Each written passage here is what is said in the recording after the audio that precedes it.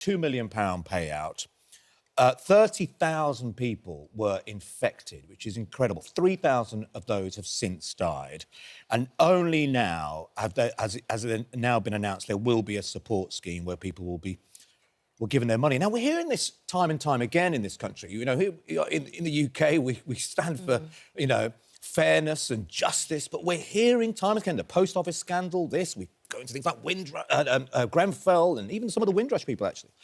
You know, this is happening time and time again.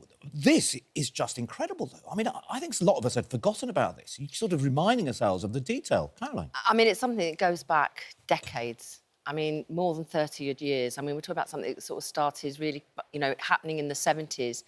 And I think it's a really... thank God now the inquiry's finished and the compensation package, it sounds like, has been agreed, and that will give some solace to families and those who are infected and affected by it. But a lot of people have died along the way.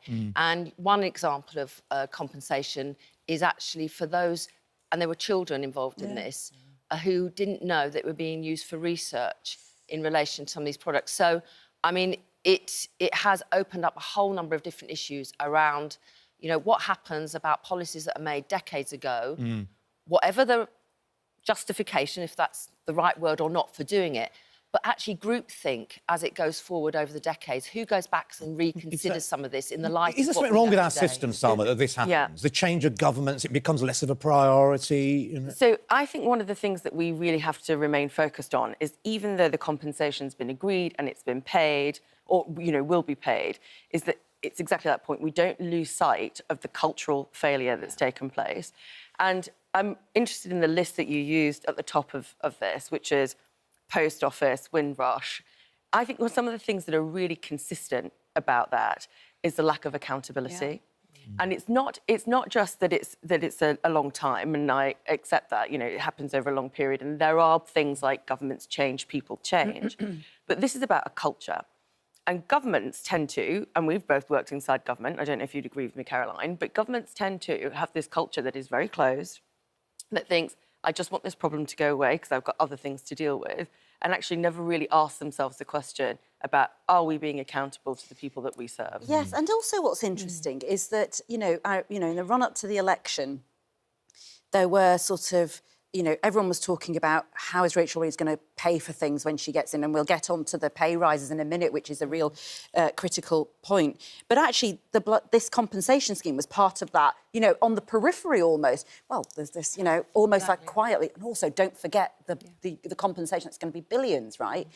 What I find remarkable is that you know, for 14 years, this was still a story that needed exposure, it needed compensation. Why is it that just a few weeks into a new government they get the compensation, and it's now... I think the package was agreed before. It was agreed beforehand. And it's just the reconfirmation. It's the reconfirmation of it. It will be But done. I suppose the point is that why does it take so long? Like, why is it that it takes individuals, bereaved families, lawyers, all of these, when it's sort of, it seems that it's kicked into the long grass by everybody?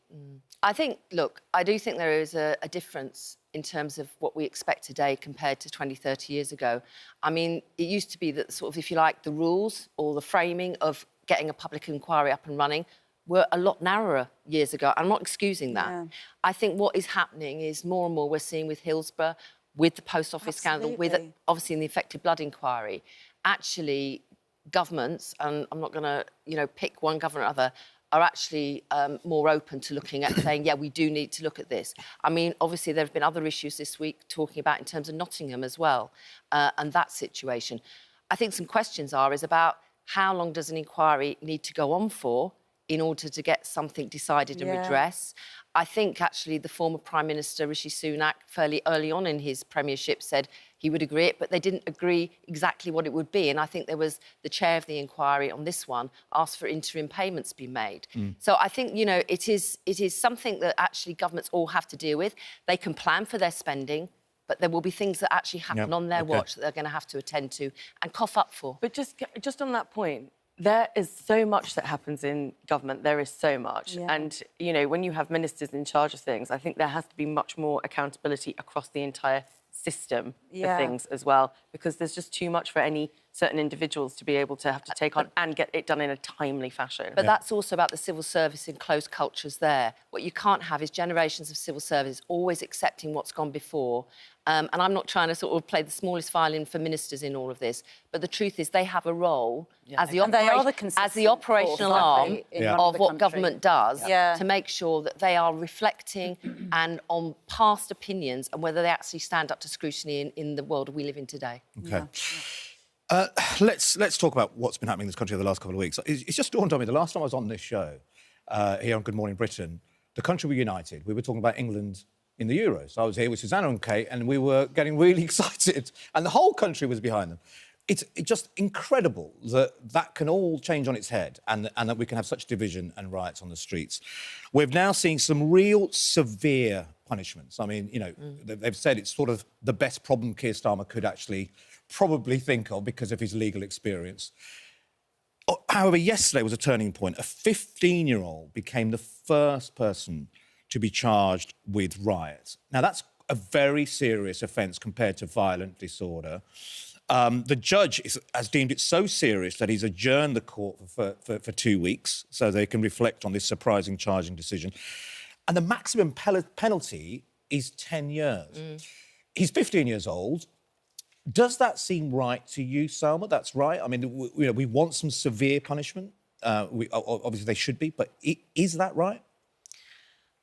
I mean, we don't know yet what he's going to be sentenced. Yeah, so age 15, you know, I'm pretty sure I made a lot of mistakes, got swept up in a lot of stuff. Not saying that I necessarily would have been somebody who was involved in violent disorder.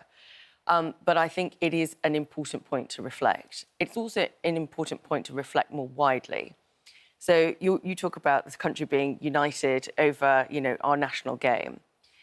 That undercurrent of discontent still existed in those communities that we're looking at and that have been where we've seen this violent disorder. And I think that there has to be, especially for this 15-year-old, not just about their experience, but also what's happening much more widely. Now, the law is the law, and courts have to rule on the law. But I think in the court of public opinion, which is what this essentially is, which the newspapers are talking about, do we have to provide some nuance? Because a 15-year-old, if they do go away for 10 years, let's say they serve 50% of it, that's a significant amount of their young life that is not going to have the opportunity to be turned around. I don't really agree with that. I understand and how where you've got a child involved, whether it's, to be honest, whether it's for an offence of rioting or murder. I mean, we've had children murder and attack other children of their own age, and, you know, they have to face, if you like, the consequences. What it will mean in terms of their sentencing down the road and what you can do to, let me be blunt about it, rehabilitate them in society, because they're not going to stay in jail for the rest of their lives, is a big issue. And how do you do that? But I was really struck, and I feel really passionate about this. Mark Rowley, the Chief Met police officer, said that something like 70% of those who've been charged and are going to court for crimes during this rioting have previous criminal offences of carrying firearms, of drugs, of burglary and so on. And not for 1 minute am I going to accept in those communities up and down the country where some of this took place, often working-class communities, that they actually represent working-class people in this country. They don't. And I think that's reflected in the fact that overwhelmingly the public have said, you know, they might say, are there some issues behind this we need to talk about? But not for 1 minute do they accept the behaviour that's been meted out in their communities and in their neighbourhoods. Of course, this weekend, there is a potential for another far-right demonstration. The police are aware of it in Dorset, in Bournemouth, in Bournemouth town centre on Sunday. It's planned anyway.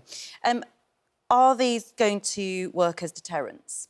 Because that's the point in many ways, isn't it, of the speedy justice, hopefully, of the long sentences, of this kind of, you know, we're getting daily reports of new people being arrested and new... Is it going to work as a deterrent? Well, let's hope it has an impact. But hold on. If you're talking about 70% of those people having had previous criminal convictions, do you think that that's a deterrent? If they've already had custodial sentences previously, they've still obviously gone out and rioted. They will be known to the system, and I'm not sure that once you've crossed that Rubicon, whether it is that easy to move yourself That's a bigger back. question about persistent offenders. But for the 30% of people who haven't, and some of them, I think young people just getting a high out of the sort of sense of going on these things, hopefully it will act as a deterrent. But this 15-year-old, for this 15-year-old, if there is a long custodial sentence, then are we saying that actually, because we don't have a rehabilitation system or reform through the police system, we are going to say that that's it, we've decided your life is done? Nobody's saying that's it, their life is done, but actually they have to face up to the consequences and accountability of what they've done. And not only that, he was also charged with disorder and burglary as well. But isn't there a bigger point here? And you talk about this undercurrent, you know, and this reminded me of 7/7 as a British Muslim, because it was really hard as a Muslim then. I remember when it happened that we had to accept as British Muslims that there were people amongst our midst, in our own community, who were working against all of our better interests and working against this country. And at that time, we went for Anjem Chowdhury's of this world. We went for the people that radicalised the foot soldiers. Yeah. Now, yes, we can penalise 15-year-olds, but should people like Tommy Robinson and other politicians who ended up in the mainstream, whose words have been repeated by these foot soldiers. Now, if you're talking about the undercurrent, you'll never remove the undercurrent, will you? Some people say you'll never remove it until you tackle that, because you'll just put these people inside, it'll be somebody else in 3 or 4 years' time. That's entirely the point, right? Nobody wants to condone rioting. Nobody wants to condone violence. That's why we have a strong judicial system that tackles this. And we have to restore order. But what are we talking about? This is a cycle that could potentially repeat itself. You know, I'm from a red wall town. I know, I can see in my community that where these tensions are going to rise because of segregation, because of deprivation. And until you get into that and stop just blaming anybody else that's different for the travails that are essentially caused by, sorry to say it, mainstream politics that we were both part of, where actually Conservative and Labour aped that language and talked about immigration in the most coarse terms. Well, I don't think actually, to be fair, some of the virtue signalling on that and some of the language used by that in recent years has been part of that sort of waving to sort of this issue is about, you know, we've got too many big companies coming in and everything else. We need to have a sensible debate about immigration. But actually, there's been a lot of unhelpful language used by senior politicians in the last government. But also, that's been unacceptable. No, but this has been. I don't want to make this partisan because, and if we keep making this partisan, what we do is push people into populism. We just push people into populism. This isn't about the last government. I mean, Gordon Brown was the first person who talked about British workers in 2008. And since then, there has been a decline in mainstream politics where we do allow and justify the sort of hampering of immigrants and anybody else who's different. I was brought up Muslim. I'm British. I pay my taxes. I do all the right things by my country in my view. However, Salma, I shouldn't be penalised because I worship differently. But Salma, some of this, and I've spoken to friends and family in Birmingham, you know, from the British Muslim community, and we sat and talked for quite a while last week, and we've been chatting on Zoom and stuff. We all remember Boris Johnson being elected, and a lot of them will talk. Boris Johnson, and he referred to Muslim women as bank robbers. We remember Suella Braverman talking about an invasion of immigrants, and it was looked at as they were talking about Muslims. Nigel Farage talking about Muslims being a fifth column. Lee Anderson talking about how Muslims are taking over London. But I mean, I find that appalling. Yeah. But most right-thinking people find that appalling. But we have to ask ourselves... How do we keep those people accountable? But they are accountable because they're all elected. But if you have those people using that language, if you have people using that sort of language, it takes away from having a really sensible debate about what is fair in terms of immigration rules. And when we talk about, I think as well, how much we need to make sure that we've got people in this country, from whatever background, from whatever faith, have the potential to take up the jobs. I don't think that is a wrong thing to say because we are a diverse community. But going back to your point about the Tommy Robinsons, and, you know, I think we agree on this. You do have to deal with people committing offences, but actually we need our security services, MI5 and others and the police, to really look carefully at these organised groups because it is like a form of organised terror. And that's the framing we should look at the Tommy Robinsons of this world and others who are behind the scenes apparently getting loads of money for their endeavours from somewhere, and we need to go for them in the same way we would go for any group that is trying to spread terror in our communities. We have a guest coming on later, and I think, yesterday I think we all thought on the team, is this the right guest to have on the show right now? But I think it is probably one of the most important voices we should have on, and that is a former member of the EDL. I mean, think about that for a minute. So he's coming on the show later. So he was radicalised. At one point, he probably hated Muslims and hated people of colour and believed all these conspiracy theories. But he's reformed himself. He's now very good friends with lots of Muslim people. It's an interesting life he's leading. But I think that's the point we want to put to him. Do some of his former colleagues, his former people who he worked with and friends, Tommy Robinson, need to be held accountable. Yeah, absolutely. And he'll be on the show after 8, and we'll speak to him. Should we talk about the GPs? Because, of course, one of the big things has been the pay rises that have been awarded. GPs are now in the next tranche of it because they are sort of, on a sort of industrial type working a platform at the moment. Is it the right thing? Because, for many people, you might think, actually, GPs are well paid, they're in our communities, they're not the nurses, and the nurses didn't get a massive pay rise. I think on the GPs, some of this is about their pay, but I think it's also about, because let's not forget, most GPs in the UK are contracted to provide a service. Yeah. They're almost like small businesses in that They are, sense. yeah. So what they're also arguing for in this is what is the total pot of money they'll have to run all the different services that actually government is expecting them to do. And that includes employing nurses, that includes employing people to do things like health MOTs and this sort of thing, who aren't the doctors, but they need to do it. It also includes things like having better IT so they can make it more accessible to people in terms of appointments and everything else. So I think that it is wider than just their pay, but as with anything, it's got to be discussed in relation to, well, what added value will we get from this? What more can we get with this? Because at the moment, the system is pretty broken in terms of primary care, and that's not just about GPs, making people get the services they need before they don't end up in our A&E department. So I think it's fair for them to have this conversation, just like I think it's fair for any group of workers to have conversations, whether in the private or public sector, about, what's a fair pay deal for them, but also what are the resources to help them do their job. Yeah, but Salma, I mean, the accusation is that Keir Starmer is giving in to the unions.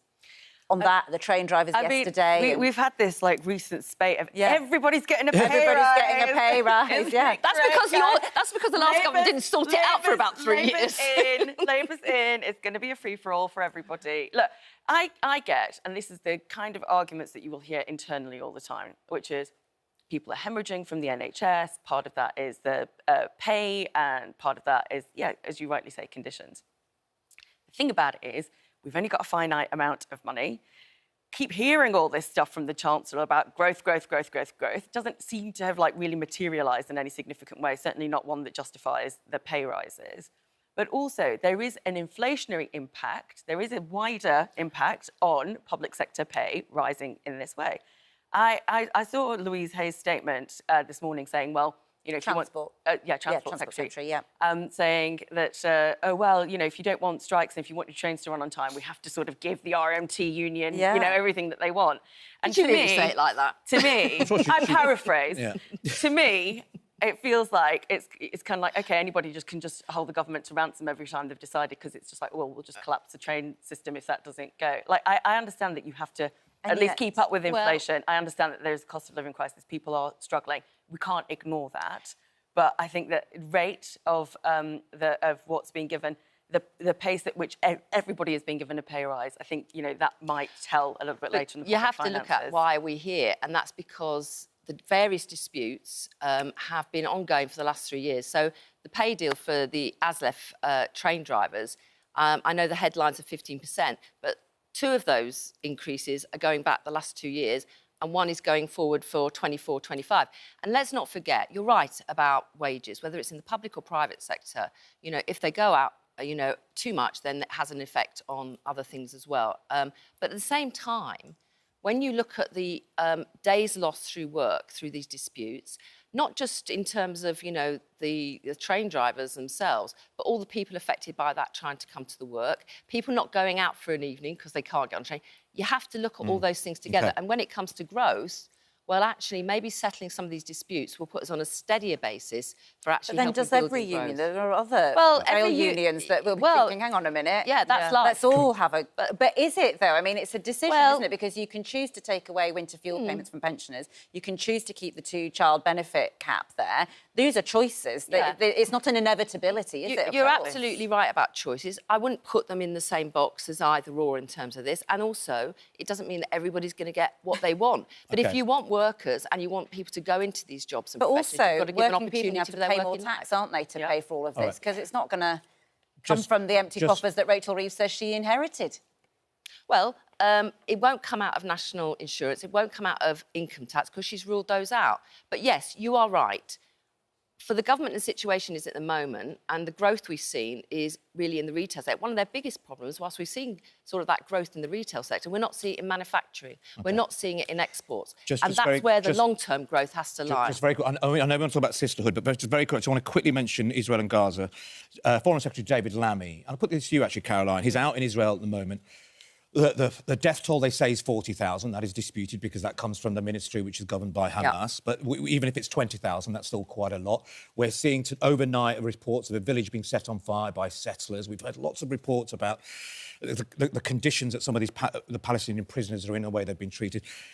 It feels to me, is there a turning point here now? It feels like Lammy being in Israel, he's spoken quite clearly against some of these ministers and some of the things they've said in Israel. Do you get a sense that the tide is changing a little bit and the Labour government are going to start putting some affirmative action against the Israeli government? Well, let's see. They have talked about, for example, looking at some of the issues around restrictions on goods, including, obviously, arms and what have you. I think, though, at the moment, and it's great that David Lammy is there, anybody who's out there trying to speak to both sides in different ways is helpful. But really, actually, it's what's going to come out of the relationship between the US, the Egyptians, the Qataris, who are trying to get these negotiations underway. Yeah. What has to be solved here is partly, is Hamas, for example, who's not at the talks but is working through intermediaries, are they prepared to accept the state of Israel?